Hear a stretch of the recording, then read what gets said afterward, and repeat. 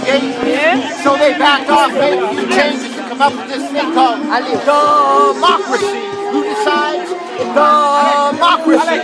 Where God is the man with the TV stations, God is the man with the guns to take them, God is the man with the money to buy the guns to take the stations. God is the nation, and He is the suppository of divine revelation. Who decides? Well, we all took a vote, and I voted against it, but who decides? Well, I don't like it, but there's nothing I can do about it. Who put the lines on the map that make the corpses fall on one side while the other side plays? Democracy. Who drew the lines around Palestine? Who dug a ditch around an oil field and called it Kuwait? They said there are no pacifists and gasoline lines. But when the majority votes for national salvation, when the majority votes for mass incineration, when the majority votes for racial purification, fuck.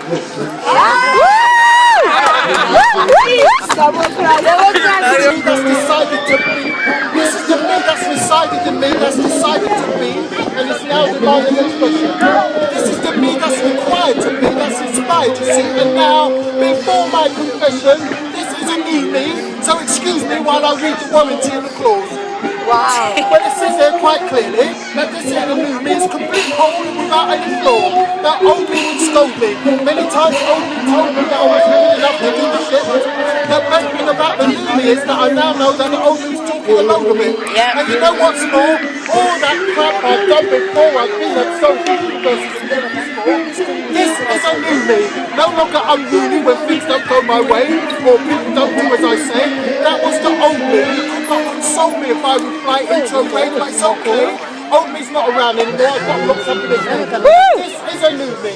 No more excuses based on my upbringing and my history. I've become a bit of a sage. I'm turning a new page and I'm writing a brand new story.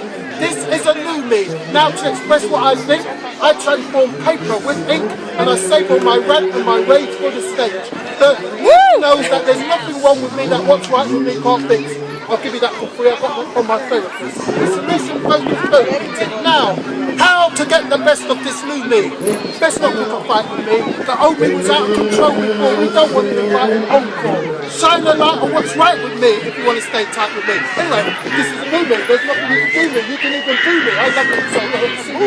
The new me is still me, feel me? I'm just acting with a little bit more responsibility.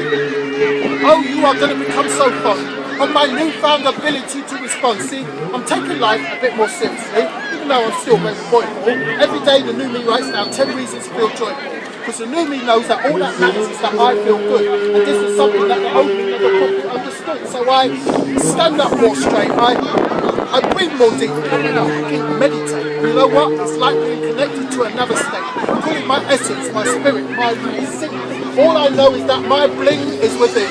And my heart no longer feels so tight and gloomy. It feels more bright and gloomy. Oh, this new me so bright and gloomy. The old me was so criticizing. But this new me, I've got that kundalini rising. And this is just the beginning. Because while those chakra wheels are spinning, I get win-win situation with all my fellow beings. Do you like this new me? Yeah, I love it. Do you want to do me? No. Listen, I understand. I would do too if I could do myself, which is really ironic because I told the old me to go himself. If your cow won't go moo, I mean if your Oju won't do, then you've got to be like me and find yourself a brand new thing. You've got to be like you've got a seat on the front row too, a room with a view. I said before when you saw me, that was the old me, but if I tell you something, I was always the new me. You just never really knew me. Woo! Woo! That was amazing. Storyteller. A boy was watching his grandmother write a letter. At one point he asked her, "Are you writing a story about what we've done? Is it a story about me?" His grandmother stopped writing her letter and said to her grandson, "I am writing about you actually, but more important than the words is the pencil that I'm using. I hope, in fact I pray that you will be like this pencil when you grow up." Intrigued, the boy looked at the pencil. It didn't seem very special. But it's just like any other pencil that I've ever seen. Well, now that depends on how you look at it. You see, this pencil has 5 qualities. And if you manage to hang on them, well, it will make you a person who is always at peace in the world.